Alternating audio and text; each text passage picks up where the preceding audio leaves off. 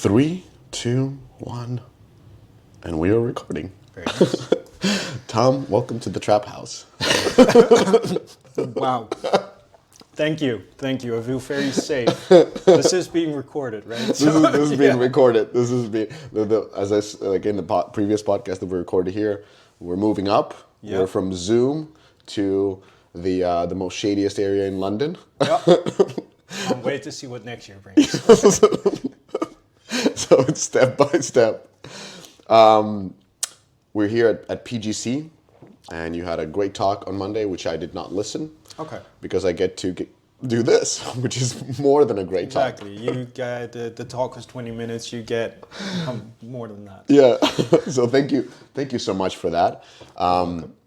Today we're going to talk about market predictions. Yes. And you were as a lead analyst at Newzoo, and Newzoo being the leading data platform. I'm just going to describe it in a way that I understand, and you correct me, please. For PC, console, a little bit of a mobile. You do consulting. Yes. And consulting is, for Newzoo, it's like IKEA, where you give the tools, and if the customer says, I also want this thing to be built, then you come in and build them. So basically, it's an add-on service that you do for your customers. That's correct. So I'll just do it on our platform. There's no mobile data. Mm-hmm. We do cover mobile as part of our reports because it is half the industry. Yes. So would be wrong not to. But our data platform is purely PC and console. And then we have our reports in which we also cover mobile. We have custom research, consumer research as well. And then indeed we have consulting business, which is fairly as you describe it. I think it's a good analogy. The IKEA model. Yeah, there's also occasions where, like, if there's a questions that kind of falls in between some of these data products we have, we can also get the consulting team to fill in the gaps a little bit. But essentially, So for the customers to understand, those who are using Newzoo or thinking about using Newzoo, is they will give you the report, and if you feel pinched for time, they will also do the custom analysis for you for those beautiful boardroom presentations. Absolutely. For strategy. So don't feel that there's an obstacle. there's no reason not to work with us. Exactly. So the shilling part is over. Yeah, let's jump into the most interesting part. So you delivered a 10-piece prediction series. Yes. We're going to cover a lot of them now, but rest is for the folks to download. It's for free. It's for free. It's available on our website as per this morning, actually. Well, actually, when this will go out. Link in the description. Morning. Link in the description. No more needs to be said. It's free. It's free. It's good. And this time around, what makes it different is that you've added quotes from your customers, which are biggest publishers around the world. A little bit what we've been doing in Deconstructor Fund. So I hope that we've been able to influence with that idea and inspiration. Great inspiration. So it's fun to read. That's I think it more adds a bit of like, there's only so much that can be said as relative outsiders. Like we are dedicated to games, so and we work with all of them. But also to have the insider view part of the report, I think, makes it stronger. But you guys would agree. We agree. So. Deep breath. Let's kick it off. I have I have notes on notes because I go through your reports. I don't have a consulting person. So I need to actually analyze all the stuff. Yeah. Let's start with number one. The market will continue to recover and grow. Yes. I'm gonna already say that's not gonna happen, but let's listen why you think it will happen. Let's go there. So growth is estimated to be 1.3% for 2024. Oh yeah, that is until 2020, CAGR until 2026. Got it right. Yes. Got it. Okay, so a very, very tiny growth rate, not a decline, not a downswing, but we're almost at an even level, and this is noticeably still below 2021. Yes. The numbers are not inflation adjusted, right? That is correct. Okay, and that paints a very different picture because traditionally we're accustomed to about 2% inflation. Yeah, even more the last 2 years. Yeah, I think. But during the last couple of years, we've been seeing anything between 5 to 15, depending on the European country and how reliant they are on gas. Let's put it that way. So why aren't we bouncing back as fast as everybody wanted us to bounce back? I mean, we can spend the next half hour talking about that. Just on a macro level, like even like where do you see that the growth haven't occurred? Because Yeah. let's put it this way: last time we discussed, it was projected that console would grow at 7.7% or something Yeah. like that. Yeah, we Did did. that materialize? No, no. So we Talk did to me about that. revise that. So let's start on console. I think what happened on console, at least as an outsider, is super interesting because you would expect, seeing how many big releases sold so many Yes. units last year, that growth would materialize. Hogwarts, Zelda, you name it. Yeah, Diablo. I mean, Yes, it Diablo. That's doesn't true. have the staying power, but Yeah. it sold units. EAFC still sold units. Call of Duty, despite did the good. reception. Yeah, Or it's not like, FIFA, EAFC. yeah, exactly. So Madden did crazy again, like all of those games. And then on top of that, you get the 8 Hogwarts Legacy, Zelda, Baldur's Gate. Yeah, oh, that's So you would expect. yes. But what we saw, and I think this is a sign of a couple of the other things we also talk about in the report, like talking about the future of live services, etc., at premium, that selling all of those units and people playing that hurt live service revenues. That went down. So what we believe happened, and we have the data to show for hours played on console went down year on Wow. year.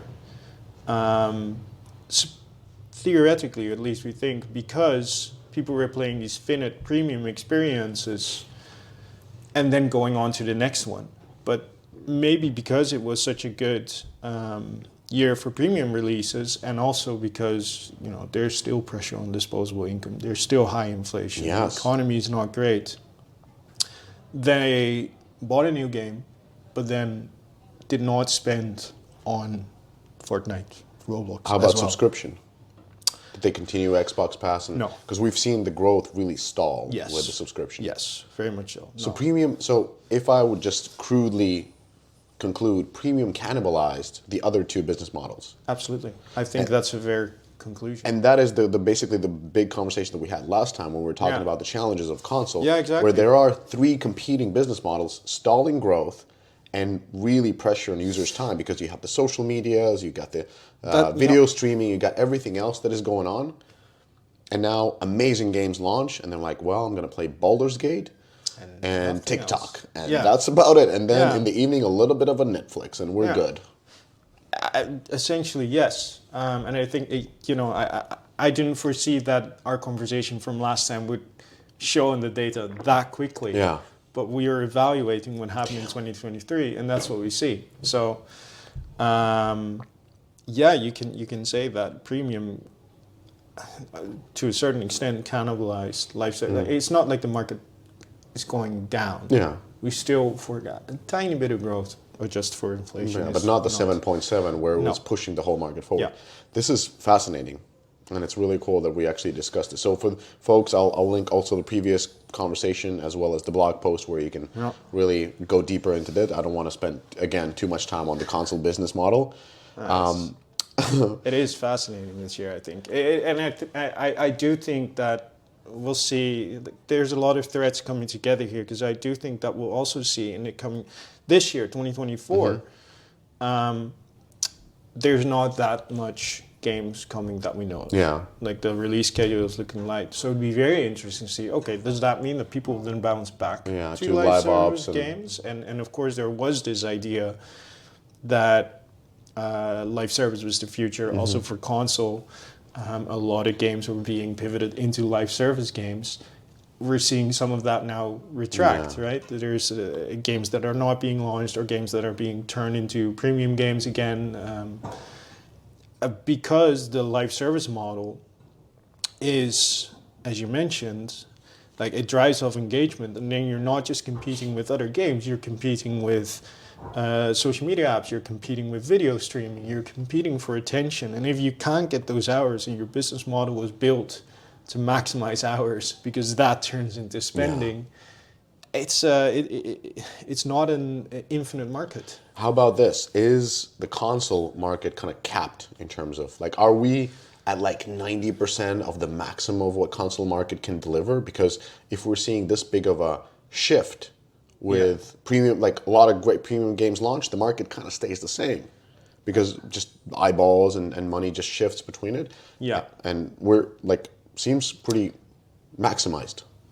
Yes, but I would have also thought that maybe in 2018 Yeah. roughly, and then 2019, and then the pandemic happened, and what I think is also very fair is. Look, I don't know if console is ever going to make the impact that it has in Western markets, in emerging markets, because there's already such a history of mobile and then PC gaming. But there are like console revenues, much more so than PC and mobile revenues, are concentrated in a few regions.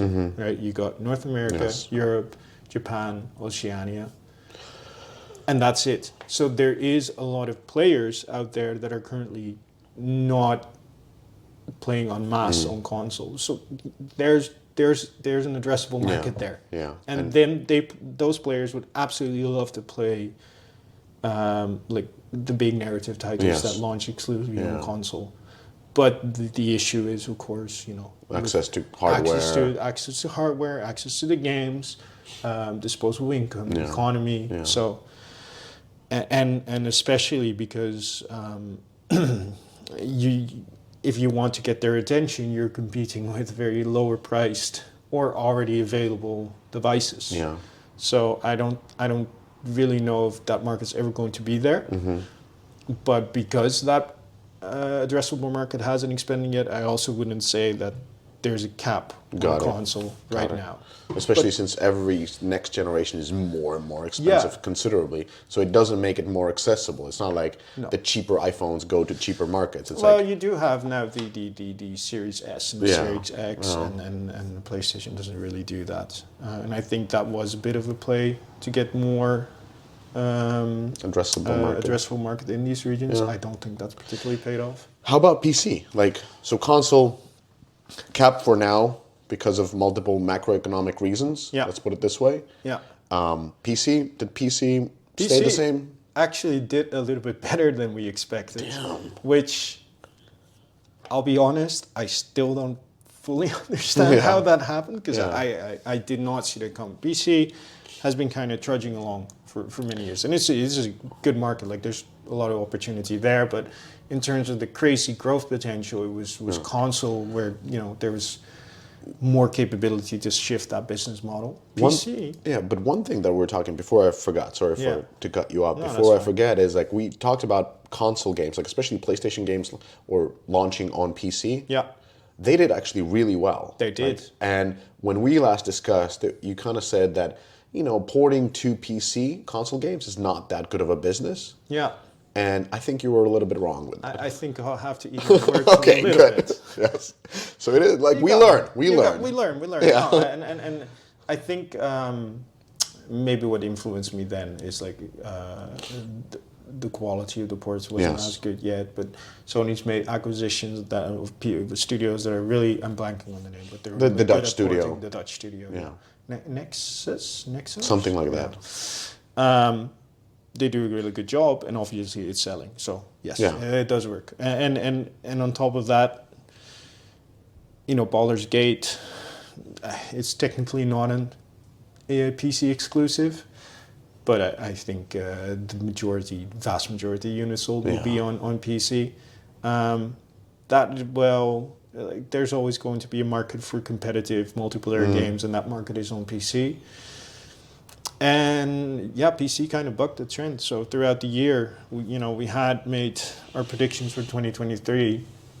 Unfortunately for us and the rest of the market, by the way, we had to sort of revise those downwards. That's good. At least you go back and then say what you got right and what you got wrong. Yeah, well, I think that's part of the job that we do. But I'm always happier to say, hey, we were wrong. It's actually twice as much as we thought. But that's what happened during the pandemic. Now we're in a different market. But anyway, PC was the one where we actually said, actually it's grown more than we had originally predicted or forecast. Yeah, and mobile was pretty much the same, right? Yeah. Yeah, mobile is a rough one. China going down, some countries going up. It depends a bit per region, but overall, if you look at the entire market, China is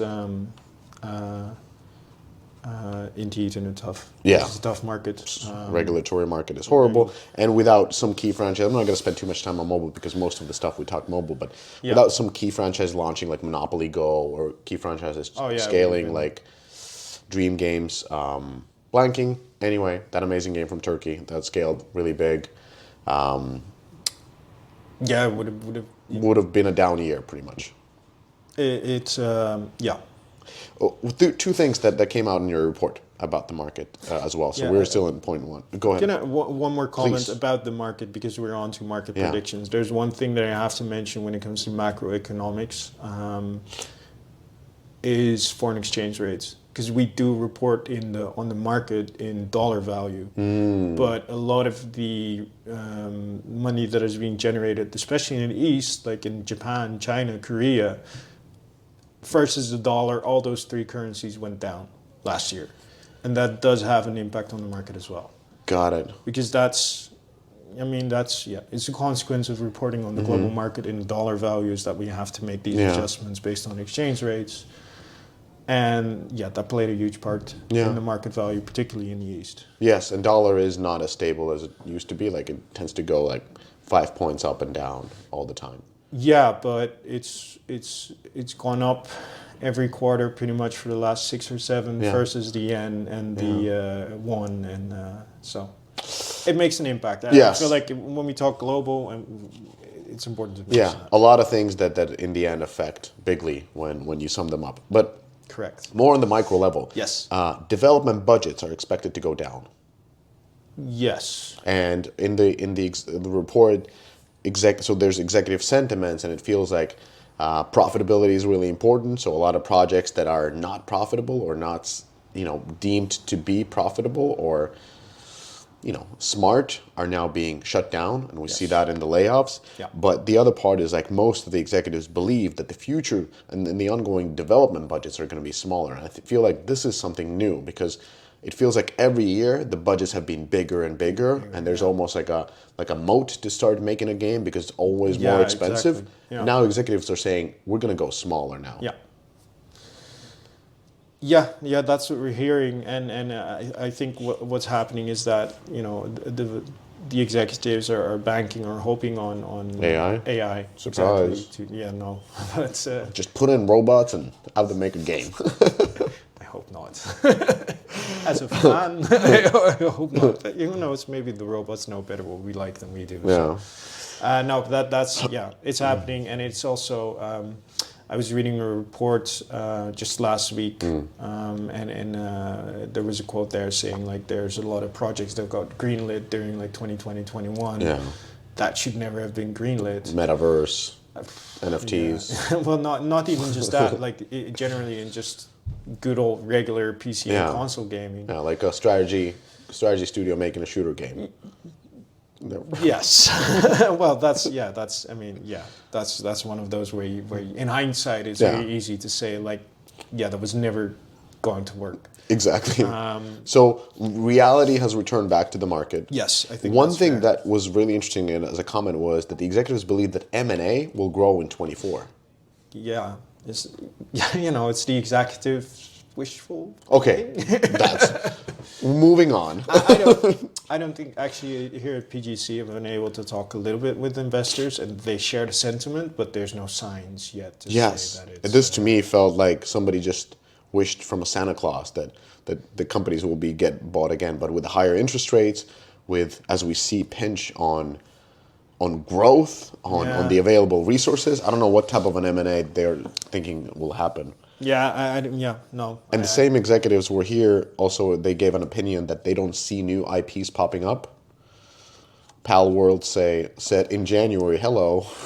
Yeah, but that's exactly, and congrats to them on the success. But I think in general, that's not a new sentiment. Yeah. I think for the past years, 5, 6, 7 years, especially in the bigger studios, it's risk averse. It's relying on known IP, Franchises. franchising, sequelitis, and it's always been from the a bit from the outskirts, from the smaller developers that are risking something, that are building something new, and they can take the market with a completely new IP. Yeah. And it's kind of the way the development market works right now, is that something like Pal World 9 out of 10 times going to come from from smaller, unknown or smaller studio. and that's how it always is. Like Yeah. the smaller companies are more risk thirsty and can do these type of things. And they also have to. Yes. Right? If you just make the same game that's already made by a AAA, then you're not going to get 3 or 4 million units sold within Yes. a couple of days. That's one of the key takeaways. Actually, I need to write this down, because that is very important for smaller companies to remember. Is like, you can't be doing what the big ones are doing. Not only in the terms of size, but you can't even go to the same direction. No. Take a risk and go to a different direction. And that's more and more true in with these markets, with these live services that are popular, because there's no intermediate period. There's no bridging period. Like before that, you would have like, there'd be a Grand Theft Auto, and then 7 years later there'd be a new Grand Theft Auto. But in between that time, people would be looking to play a experience like that. Yes. To fill the gap. Yes. But now they launch Grand Theft Auto 8 times. Yes. And you have GTA Online. Yes. And then next year now, because Next year, 25. Yeah, 2025 we'll get the next one. And there's been no room in that time to get in that market, because it's only been them. And that is true for so many other genres where you see like the big guys being very successful. So if you want to succeed, you have to be doing something different. Yeah, perfect. All right, we've covered the market. Let's talk about the other trends that you've seen here. So 24 will be a lean year for gaming companies. And so the engagement and spending boom ended in 2022, replaced by inflation, high interest rates, careful investment environments, layoffs, and wars now. We're even multiple already. Yeah. So on mobile, what has been very interesting is that there was a notion that mobile is recession-proof. Or games are recession-proof, and definitely mobile proves not to be, because we can see that the decrease in disposable income is decrease in in-app purchases. We see that the increase in inflation is decrease in in-app purchases. Yeah. How is this trend being on PC and console? I mean, I find these kind of statements hard to make. Even though, like, I don't want to go ahead and challenge you on the mobile part, but even there, right, there's been so much happening on mobile that isn't related to income levels. And yes, there has been inflation and a pressure on disposable income, and yes, also IP and etc. has gone down. But there's also been all these privacy changes, and I struggle to say that there's a direct relation. If you're not able to acquire that many valuable users, then of course your in-app purchases are going to start going down. Also, as you pointed out with that, we could say that the rise of web shops and direct to consumer stores will be seen as decrease in in-app purchases made, because the in-app purchases are made outside the data analytics view. I'll tell you that just yesterday, coming off PGC, the main topic was is web stores. Direct. Of course, because they're sponsoring the whole event. Yeah, exactly. Every other talk. Like you have a talk on, hey, come to our web store. Then you have something else, and you have a new talk about, have you considered coming to our web store? So let me remind you again in 20 minutes. It is, exactly. They sponsor it, but they set it up. And it does feel like, because they sponsor so many events, I do feel like the tide is shifting a little bit. Like now people are listening. Yeah. And that is part of it, because, there's more of a focus on profitability. Yes. And of course, going direct. Owning your customer relationship. That is an important part as well. Exactly. Yeah. Retention, profitability. So that's... Now we're singing the song for web shops. Do they sponsor you guys? No. Yes, okay, they do. Shout out to Ixola. You're welcome. So, sorry, can I just yes, interrupt? please, let's just move on. I have my talk right, and I'm talking about mobile developers. Yeah. You should maybe expand your addressable market to PC and console as well. I don't say drop everything, but there's this, and it's the end of my talk. I get a question from the crowd, and it's like the question is something like, if you would advise mobile developers to go here, would you also advise them to switch payment providers? And I'm seeing that there's a branded hat. It's like she's wearing a hat with the name on it. Of the payment provider? Yeah. It's like, do you want me to mention your company? What? Like a very interesting question. Oh my god. Yeah. Well, anyway, it's a very sponsored event, but Yes. great. Back to the topic. PC and console recession-proof. I think what we were speaking about earlier, right? That The premium has cannibalized live services and it has cannibalized subscription. It kind of points to the fact that it isn't totally recession-proof. Yeah. Or people just spent so much time that they felt there was not. Or that, you know, Yeah. it is, yeah. So there's always like a nuance, and Yeah. we can say like, oh, because there has been so many good games, and they are generally playing less hours, and you know, playing less hours doesn't necessarily have anything to do with the recession or not. In fact, people might have more hours during a recession. Because they don't have jobs.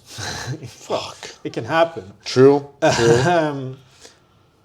So, I mean, I don't know. I also So we don't struggle know. Could with be. it. No, it could be. Could be. It's like it's a true broad of generalization because we honestly don't see all the data. Yeah. And whenever we see it, shout out to Data AI.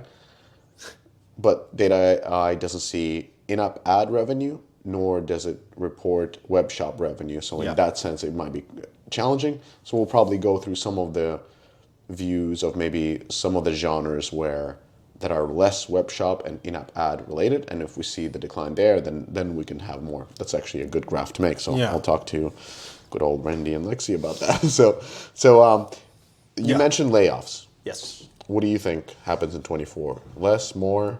Oh God. That was one of the questions that you had in the report. It was, yeah. You have it in front of you. The executive said less, right? Is what They said they were like, yeah, a little bit mixed. I think this morning we already saw. Okay, sorry, I'm referring to this morning. Which one? Riot. Riot was this 11% of morning. the workforce. Was Unity also this morning? No, a couple of days They have ago. another round. Yeah. Oh, another round. Yeah, of course. Fuck me. Okay. They're in spiral. Yeah. Oh dear. Yeah. I mean, right now it's looking like it's just going to be the same, and like it's part of what we say when we say it's going to be a lean year for gaming, lower development budgets, then the consequence. Less starts and. Yeah. Yeah, if you ask me, I'm more on the pessimistic side here. Me you too. don't ask me, but I can say my opinion, and I would say that we are going to see at least same amount of layoffs or more, because the layoffs that we have, like the layoffs started not in the beginning of the year, so we have now a full year that could be potentially of layoffs, and the ones that we haven't seen much is startups. And if you're at these events and you ask people what's your runway, which of course not everybody will tell you, but if you're at the investor events, people will tell you that they have between 3 to 4 months left, which is not enough even to get around. And so we're going to see a lot of startups. Yeah. No, and then we're not. Yeah, layoffs, closures. Yeah, closures, and those are not reported. People just say our company is done. And then the issue that already was last year, but on top of it, again this year, is like at least in the past when there was a studio closure, there'd be investment money and these developers could start something for themselves and try something new. But in this climate, that's extremely hard. Yes.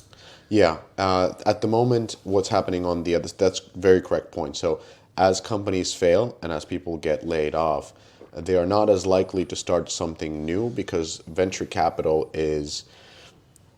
doesn't really know what the next thing is. Mm-hmm. And actually, I was talking to a founder today. I've talked to so many people. Anyway, what he said is like one of the investors told him this: "I'm looking for something different." Wow. Great. And I know what the investor meant. But something different meant is like they don't know what is going to grow. Yeah. They don't know what can be successful. They feel like almost like nothing is successful at the moment.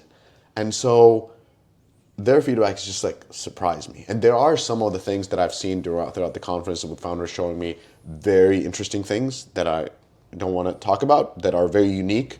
And I'm like, wow, that's different.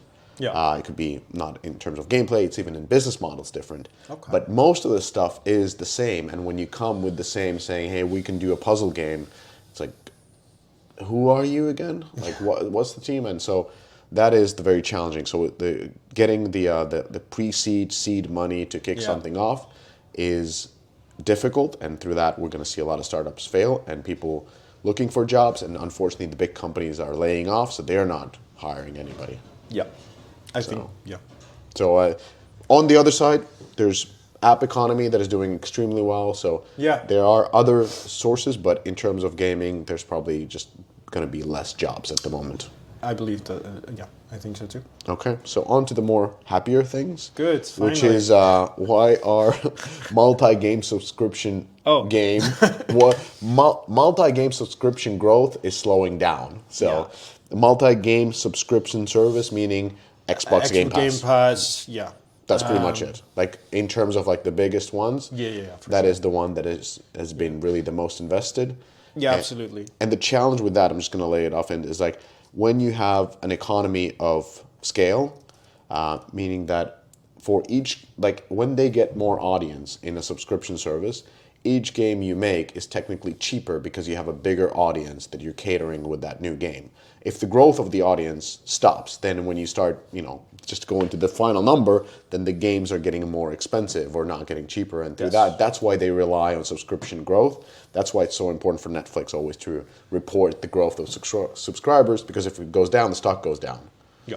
And in case of Microsoft, the growth rate is going down. And they stop reporting user numbers. That's the worst thing. Yeah. That's like, let's not talk about that. Yeah, that's a telling sign. Yes. So talk to me about that. Well, you summed it up pretty well. Now, what we're seeing is, so Xbox Game Pass is a large part of that market. We do also include, for example, PlayStation Plus, even though we also realize that a lot of people subscribe to PlayStation Plus for the online services. Oh, you kind of have to. Yeah, and the games that you get are just an extra. And then there's a ton of smaller services there that reach an audience, but it's not like Game Pass. Yeah. And yeah, I mean the user growth's tampering off. We don't have insight into the actual numbers anymore, although we do have some on our platform. We get some receipt data that allows us to track it a little bit. It's an incomplete view, but at least it's a view. And with that, the revenue, like there was some, I think because there was price increases throughout last year, it's managed to still stabilize, grow a little bit. Yeah. But I generally think that's because of the price increases, not so much of the user growth. And that's problematic for multi-game subscriptions, because this business is not in a place yet where growth tapering off is a sustainable thing. Like this should very much be in a phase where it is the fastest growing monetization model on console, and it is not. Yeah. So the outlook for multi-game subscriptions at the moment is pretty grim. Wow. Okay, we can move on. We've been saying this for a long time, so we can move on. Chris is happy because he was very against the subscription model because it devalues the games. It does devalue the game. I also think and I do want to point that out as well, is like the notion of having a monthly subscription to a games library. I struggle with the use case because how many games do you play per month?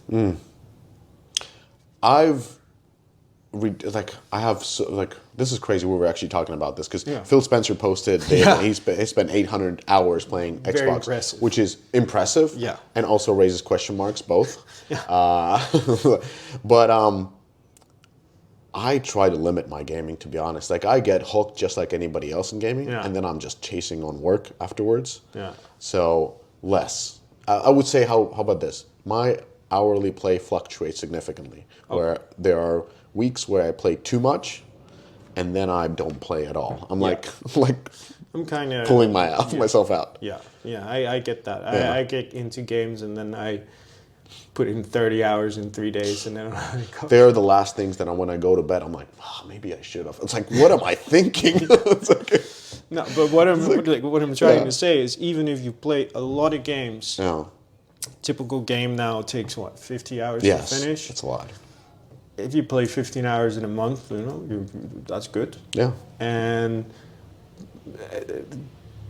in my case, like I play a couple of games per year. Yeah. So why would I pay for a subscription? Yes. Yeah, it's not the same. You cannot devour It's like not. you do a show. Yeah. Or No.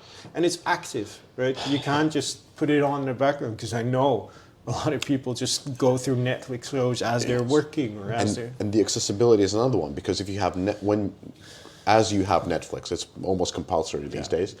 When you're in your bed, that's the last thing you can watch. Yeah. But- or when I'm on the way here Yeah, to London. exactly. You watch it, but you're not gonna play Baldur's Gate. Yeah, on your and, way and here. then I get, well, actually I have a Steam Deck. So. Yeah, you can do that. I could, yeah, Wow. I could. But most of the time I do sometimes, but it's still, I think the second part of it is that it's a very active thing. Yeah. And you can't just play a little bit, at least I can't. I bite-sized. know there are people that can, but I can't play bite-sized. Whereas, you can watch a few minutes of a Netflix Yeah. show and then turn it on later. They're immersive. I don't think the medium particularly has a good fit with subscriptions. Interesting. I like the idea, but it seems like it's challenged and may not Yeah. work in the end. Yeah. One thing that he mentioned in the prediction was gaming platforms. So meaning like Fortnite Yeah. is a gaming platform. Yeah. Roblox is a gaming platform. They seem to be doing really well. Roblox is doing really well. Is that disrupting also these other services? That's it. It's hard to prove. Yeah. Because you can't track users across that. But I absolutely think so. Yes, because essentially, the promise is very similar. Yeah. Like you get on our platform, and then there's all these different kind of games and experiences that you can play. That are easy to play because you know this platform, and there Yeah. it's the same control system, but Exactly. it's a different gameplay. Yeah. Plus, you get to carry around, the avatar that you built. Progression whatever stays you've done. throughout. Yeah, and the diversity of experiences on, and now Fortnite as well. And social graph stays as well. and that too. Although technically there's community on Yeah. Xbox as well. But no, I think those are all very fair points. So again, we don't have the data to track users around that, so I can't necessarily prove that it's happening. But I think it very clearly offers the same thing, the same idea of being able to jump around games and try new things, but in a freemium Yeah. model. Yeah. So that's a way, again, time away from others. Yeah. It's like the multiverse that they were selling, and now it's working. People don't call it multiverse. Now it's called the gaming platform. Yeah, well, we switch names every year, I feel like. That's true. 2 years ago, these are metaverses. Yeah. Metaverse, multiverse. Yes, Yeah. correct. This was the metaverse. Yeah. And we don't talk about metaverse, but the kind of like the core idea is actually working. So, but This is working. Yeah. For these two platforms, it's working. Yeah. yeah. Okay. Prediction number 4 was that the companies will return to develop premium games. Yeah. Is this heavily based on the success of the premium games in 23, or like what is this based on? Yes, that's part of it, but I think what it is more based on is the business model for a live service becomes harder and harder to succeed in as other live services are successful. Because you have to compete with all of them, and you compete for time. If you make a premium game, and I'm oversimplifying this, but you need a very good marketing campaign, a good strategy, to get your game into the market, and then you see the unit sales run in, and you either recoup your development costs or you haven't. Then you put it on sale. And then you put it on sale, and then you do the Or long on tail. subscription service. And then you put it on a subscription service, and then you sell it to Netflix. Yeah.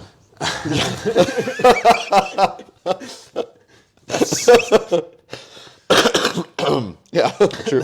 That's the strategy. But with the live service, it doesn't work like that, Yeah. right? You still have Yeah, to do you your can't sell it. marketing. That's you it. still have to get your users in. And to be fair, there's like the premium franchises Yeah. that can do both, right? Yes. They can sell and then they do a live service. Or microtransactions. Yeah, microtransactions, exactly. But if you're trying to go free to play and then do it that way, you have to get your users in. You have to do that, but also you have to keep them in for a long time, continuously feed them content that they will purchase. Gigantic teams, gigantic amount of resources in order to make, to recoup that development cost, which is constantly rising because you're going to have to keep a team on that. Yes. And, in a market where the market's growing 20% every year, that's a good model. Mm-hmm. But in a market where that's not, and you're competing with all of these others, then that becomes more and more challenging to succeed in. And I think it's more that realization plus the fact that there is, premium games can sell very well. So many records broken last year. Yeah. Is why we predict this sort of pivot to happen again. We're not trying to imply that there's not going to be any more new live services. No, but it's a shift we're predicting a shift in mindset. We're coming from basically 2020, 2021. Everything is a live service, and now we're to like, yeah, maybe not. So everything. in other words, what is happening is like also on console, the market is saturating in terms of live services because we've seen this on PC, where each of the categories, let's say MOBAs, you got Valve and you got Riot, League of Legends and Dota 2. Yeah. Anything else does not exist, like pretty much. No. In terms of MOBAs, and then you got the shooters, you got the Counter-Strike, and you got the Valorant, and I mean, that's not to say that there's no way to be successful in any of this. No, of course there's not. plenty of examples where they are, but it's just getting harder and harder. Yeah. And that same thing is indeed on console, but it's the same games. Well, not MOBAs. You can't play a MOBA on console, but it's the same shooters. Or Fortnite. It's Roblox now. It's your sports games, and there's not that much more room. Maybe it is getting saturated. And the challenge is also that the leaders in that market are really good. Like they are not stopping. Like what Fortnite is doing, what Roblox is doing. It's not like they're parked themselves on the top and being like, we are gonna defend this position. No, they're just moving forward. Yeah. With Lego Fortnites, with all the games that Roblox has been putting out, all the user-generated content economy that they've been putting out in both of the platforms, UFN and so forth. So it's like the distance between you're just starting to where things are, you will not catch up. It doesn't matter who you are. No. So I think it's practically impossible. Yes. What about the subscription services? Like the way I understood first, the subscription service almost tries to kill premium games. Yeah. What's like? How is that? So you're predicting the rise of premium games. Yeah. Are you at the same time predicting demise of subscription services? Or is it like, are these two contradicting or?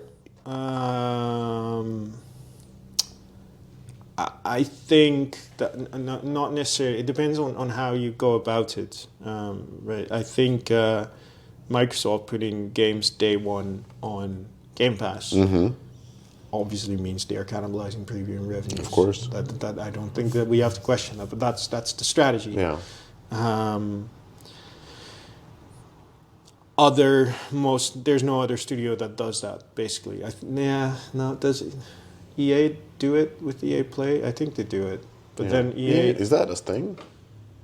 It still is. Okay. I haven't heard about that in a while. No, me neither. I believe it still is. But anyway, I think with that, it is... especially on the live service part, people don't buy EA games. They want FIFA, EAFC, or they want EAFC. Madden, or... MLB The Show, whatever the Americans play. No. So I think that's a different conversation entirely. But for the most part, all other subscription services aren't about putting day one games on a subscription service. In that case, I do think that both can coexist. Because particularly on console, AAA, you're going to get a lot of your unit sales right after launch and then in your first sale. Yeah. So, and then if you forego maybe some of the long tail sales that you could get in favor of putting it on a subscription service, Yeah. it's not going to make a massive impact. Yeah, on and premium the Steam is revenues. another place where it's very interesting, where you can have the early access sales going on for quite a while. Yeah. The early beta, like essentially just running it for years and then launching it big. So it's like we're not even talking about long tail. We're talking about early tail, Yeah, it's like kind of a flipping head the on. model, Exactly. right? So you Yeah. get like the drip from the beginning and then the big push and then Yeah, I long don't tail see that afterwards. working anywhere else than PC though. Yeah. I think the PC audience is so much more experimental Yeah. in the sense that they're and I feel like hypes like Power World, which would Yeah. be the example now, Yeah.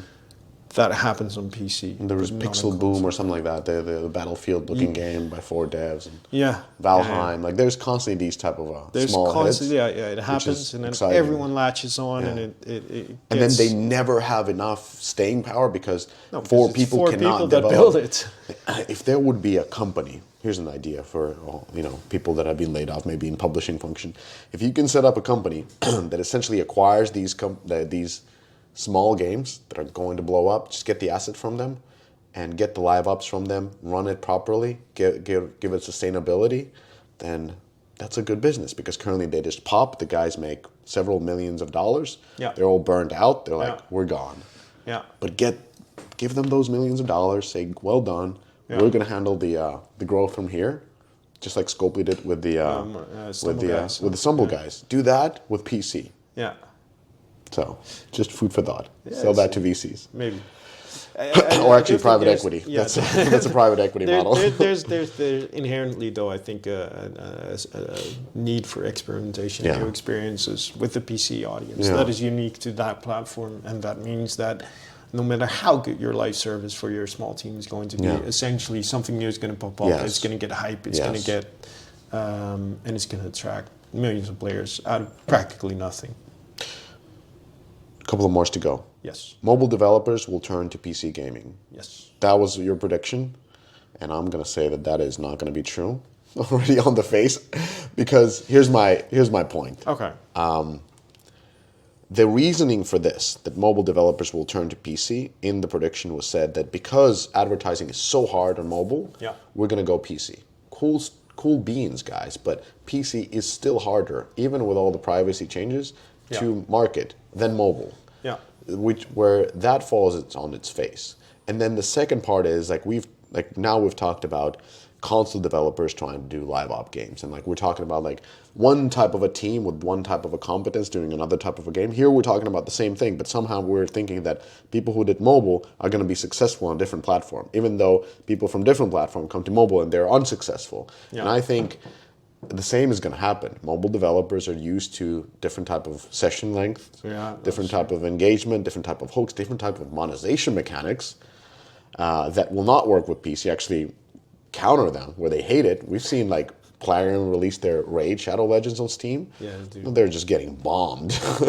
I don't know if they're, at least on the comment side, people are not liking it. Yeah. And so I find this prediction hard to believe that it's going to come true. But what I do believe about this is these PC SKUs, like Scopely has been doing PC SKUs, Plarium is another one where you can play it on your client while you're on those beautiful Zoom calls from your busy work from home days. And when your boss is telling you about something and you're doing a raid at the same time, Yeah. I believe that works really well. Yeah, and I actually, had you seen my talk yesterday, that's one of the things that Too I do early. It mention. was too early. Yeah, 9 a.m. Exactly. 11, but Okay. consider that 9. No, I think that's look that is part of it, right? It is in some cases simply, and even with the raid example, right? I see the same thing. Yeah. They would always have a hard time going to PC just because of the anti-mobile Yeah. game almost identity that some Yeah. people have made to themselves. Genuinely, I think even with all those negative Mm-hmm. comments, I don't even know if that was ever a play to get new players. Yeah. That was, hey, indeed, you're on your Zoom call. You can't just open your mobile phone, Yeah. but you can certainly grind. Horrible for productivity. Yeah, exactly. But it is a reality, and I think part of it is, and we would phrase that a little bit differently than grinding away on a Zoom call. But it is, your audience is not always on their phone, and sometimes they're on a PC. And Sometimes they have to pretend that they're working. Exactly. And again, here's where we look into more of our consumer research, and this is not exactly mind-blowing information, but the people that play on multiple platforms tend to play more hours, and they tend to be spending more. Of course, 'cause they're thinking about the game all the time. Yeah, exactly. So, and it doesn't even mean for one game, right? But if people play on multiple, and that's not mind-blowing, but I think it is, if you have a game, you're in a position that user growth is very tough. Yeah. Your very first thing that you want to do is to get your game to your players whenever they are at the time. And that can be ported to PC. Yeah. And that doesn't have to be a play to expand addressable market massively or to attract this entire new PC audience. It is Just incremental. incremental. Yeah, and Google Play is bringing up tools. I think Clash of Clans is coming to PC through those. Supercell signed up for their beta. Google. But it's not going to be like mind-blowing. No. No, it's going to be probably like slowing down the decline.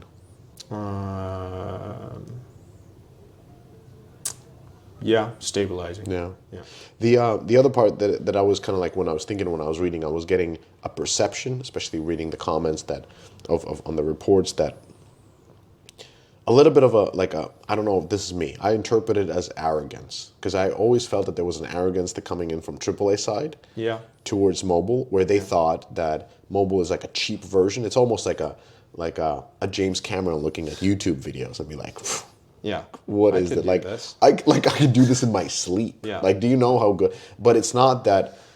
It's just a different form of entertainment. It is. And the requirements are different, and the taste is different, even though the people could be the same.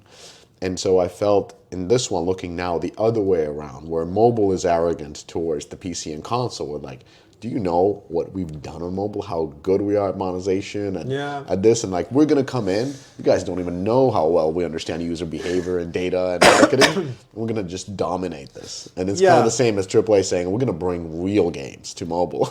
and both sides. It's not going to be that easy, but there's some validity, I think, to the argument. And as we've talked about, like console developers do struggle with live service, and that's bread and butter.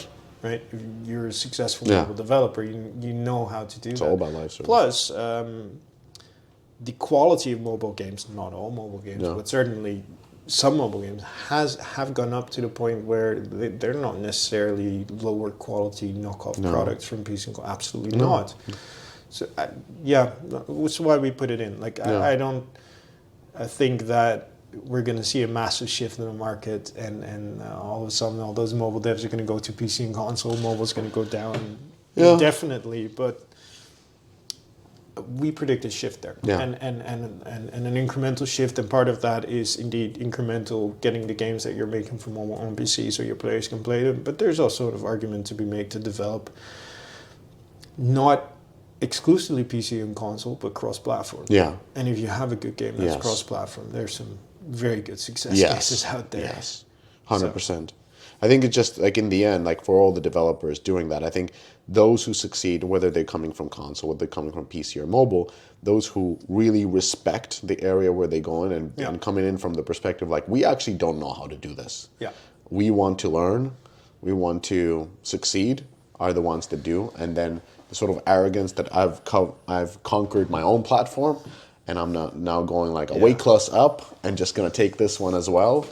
That leads to a knockout. No. And there's one more point I want to make on this mobile developers bringing to PC and console. I think particularly on console development, and fair, right? The results are there. So I can't exactly fault them, but development still skews toward a certain audience. Like there's an overabundance of action-oriented shooter games. Whereas we know from doing this consumer research over the years, but many other people have said the same thing, the audience on PC and console is not just that. mobile developers are very used to developing for diverse audiences. Yes. And there's opportunity there. Like there is room to succeed in these markets if you're willing to develop against the norm. Yeah. Good point. Very good point. Moving on to, we got two more. Right. And then the rest of them. Xbox Store launch on mobile. Well, Xbox will launch a mobile store on Android. I think this is given. I think this It's is been confirmed. They've right? confirmed. Yeah. But I have the question is why? Because like, why would anybody use the Microsoft Store? Okay, I get it. If you put in all the Microsoft Office software, you're gonna put in all the key games, the Candy Crushes, the Call of Duties into this Xbox Store, and the Blizzard's games. So there's a lot of content that is must-have almost. I get it, but at the same time, what benefit of this is, because we know with the latest documentation in this epic Apple court case, is that they will charge you 27% fee if you use if you pay in the apps that are downloaded through a different store. So normally it's 30, now it's going to be 27. So it's going to be actually more expensive for the store because you also have your because costs. because they also have their own cost or their own payment service providers. What's why? Whew. Like, you can do this, but why the hell would you do this? Yeah. Well, that's part of the reason why we did put it like not an app store yet. Android first. App store once, if they are able to find a business model that works. I think it's a Game Pass play as well. Like, there's a lot of strong franchises that Microsoft now owns, especially now with Activision Blizzard King acquisition, that should help get initial users in. Although Candy Crush is not going to be removed from the App Store or Google Play or anything. That'd be crazy. But then I think the extension of it is you use that to get Game Pass on mobile. You power that with cloud gaming. There we go. And then, hopefully you get that mobile engagement because, again, we can tie back to what we were talking about earlier. One of the reasons why I think subscriptions now don't work is because, or have struggled to work, is because it's still really only convenient to play those when you're at home on your PC or your console. Because the experience on mobile is restricted by access to the ecosystem. I think that's the play. I'm not sure if it will succeed. Yeah. But because like you, I don't see the benefit of just being an alternative app store and having games on there as well. Yeah. That's like what is this solving? Yeah. And how is this benefit? It's confusing, and Microsoft, we've talked to lengths about Xbox Game Pass, how that is not looking like a service that is going to carry on. Or successfully. I mean, it can carry. Microsoft can carry on. Microsoft is the biggest company in the world at the moment, I think, in terms of valuation. Yeah, so they can keep going for a while. This is chunk of change for them. Yeah. But they are definitely making interesting moves. Like the one that I've been predicting is that they acquire Unity. Oh yeah. Well. And then through that they just waive the fee, the Unity Pass fee. And then you get Unity developers on the... Exactly. If you publish on their store. Yeah. Then you don't have to pay the fee. And now the store is becoming even more robust with so many games. Yeah. And where it can actually challenge App Store. And the App Store becomes like for apps, just like they want it.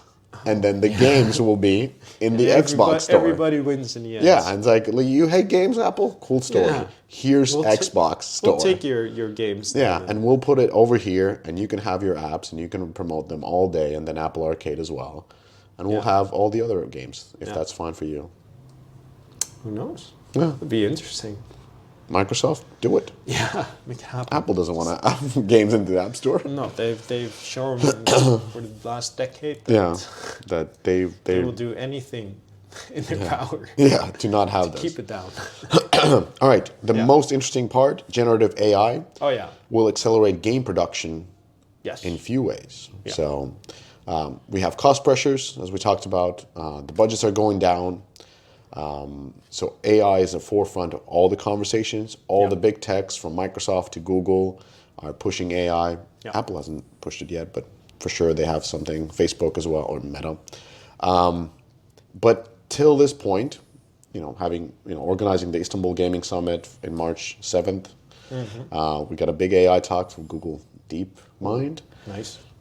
When I was getting other speakers for that panel, it was very hard to find people from studios who want to talk about how they have used AI in a successful way, like Oh, yeah. tangibly successful. Not like Okay. I did Chat GPT for my report to investors, but really successful usage of AI in software Yeah. at this point is, in my experience, non-existent. And when I was asking investors to join this panel who have done investments into AI, they also were very hesitant to come because at this point, what I understood, AI is a story. Okay. If you're a hardware company, it is business. Yes. If you're an NVIDIA, everybody is buying, or AMD or whoever, they're buying your hardware to do the AI. But if you're a software development company, at this point, I'm not saying you're getting bamboozled with AI, but at this point, the business is not there. The story is strong, but it's not correlating with the money. Okay. I mean, we anecdotally have heard some other stories, Positive ones? positive ones. That's good. Um, I think the finals is one where I will refer to. The finals spoke about using AI in development, and maybe part of why studios are hesitant to appear. Although the Istanbul is more for it's for professionals, so it didn't necessarily reach the public. But I think people are a bit afraid to talk about it because they're worried about backlash From AI? from players. Backlash from players for using AI. Yes. Really? It happens. But I think the point, what we want to talk about AI is like, I don't expect, and we don't expect that there will be an AI revolution or something like that. Right? It's not that we flip a switch and next year all games are going to be developed by AI. Like, Half the crew. yeah. There's going to be slowly and surely more use of AI in. They have to as well. Like with lower budgets, less staff, and ever increasing scope of games, particularly PC console, but mobile as well. Actually, it makes it kind of has to rely on AI to be able to deliver the same kind of experience. And there's some success stories. There's, like I said, the finals uses AI and AI voice lines, I think, and there's been some criticism there. Like AI players- voice? Yeah, So, AI voice. Got it. Yeah, not all players like it. I don't want to dismiss player sentiment, but there's always a lot of voices, and in the end, there's voices against Palworld as well. Like Palworld supposedly used AI and copyright infringement, but it's still crooks. it's still sold more than 3 million. Is it up to 4 million Yeah. units already? Yeah, it's so. I'm going to. I get it, but I'll ignore the naysayers. I think for the finals, how well it's been performing, it's been a success. Finals has been success. Yeah, finals. So do finals well. being this shooter game out of Stockholm by former DICE president or CEO or Patrick. Right? I don't remember. I'm bad with that. For some reason I'm thinking about That game, the finals. That game is doing well. Owned by Korean company Nexon. Yeah, It's doing well. it's doing well. Somehow I got the feeling in the podcast from Phil and Crest that it's not doing well.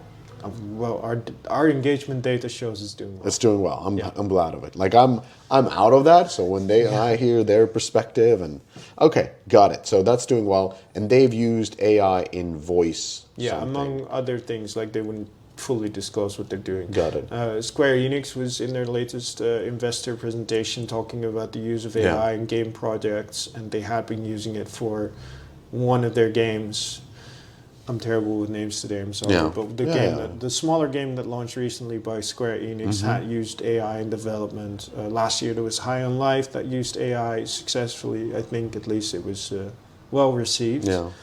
So it's bits and pieces. Like it's not Yeah. like this is a revolution that all successful games now use AI, but we see some of these more and more examples trickling in. And that's where we kind of predict that to go as well, like throughout the year, but also throughout the coming years. It's a slow burn of more and more AI being used in game development. And like, hopefully, at least for me as a fan, it's not going to replace creativity, Yeah. stifle creativity, but more Automate. create the space for creatives Yeah. to do what they do. The big thing that I'm hearing from investors is smaller teams Yeah. doing premium games Oh yeah. with the help of AI. So basically, you could do a good AA game, Yeah. premium AA game with a team of 20 to 25. Like an old school AAA Yeah, team is like, exactly. Medal of Honor was like 30 people. Yeah, so like that type of a team would do what a current team is 100, but they would do it with 30 people. Yeah. And so there's a clear speed advantage, there's a cost advantage, and they're able to, through that, come up with And ways I of hope that's not seen as a Yeah. bad thing, right? It Yeah. unlocks a lot of potential and a possibility for smaller teams to be Yeah. successful and to try things at a larger scale than they would Yeah, be I able think to without. it's capitalism. You cannot stop something that is more efficient. Yeah, exactly. And so there probably people had feelings about horses and versus cars, and I get it. But in the end, we have what 2% of the horses that we used to have, or one. You can't Because stop it. cars have more horsepower. Yeah.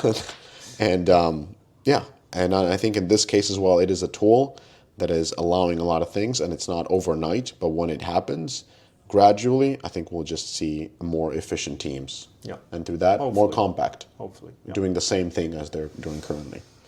Well, Tom, we've covered a lot of things. We've covered did. the market. We talked about lean year for gaming companies. Multi-game subscription growth will slow down. Companies will return to developing premium games. Mobile developers will return to PC gaming. Xbox will launch mobile store on Android. Generative AI will accelerate game production in a few ways. There are other predictions that we did not cover, and for that, ladies and gentlemen, there's a link in description. That's how we drive traffic to Newzoo. Check it out. Thank you very Good much. comments from executives, from Yeah. people who you work with about these trends. So it's not only the cool graphs, but it's also some text, some context. And as always, connect with Tom, Yes, connect please. with Newzoo, get the report. If you don't want to do anything with the report, get them to consult you on the custom report. We can do that. And they will do that. But always a pleasure. And thank you so much Likewise. for this. Thank you for the invitation. On that note, we're out of the trap house.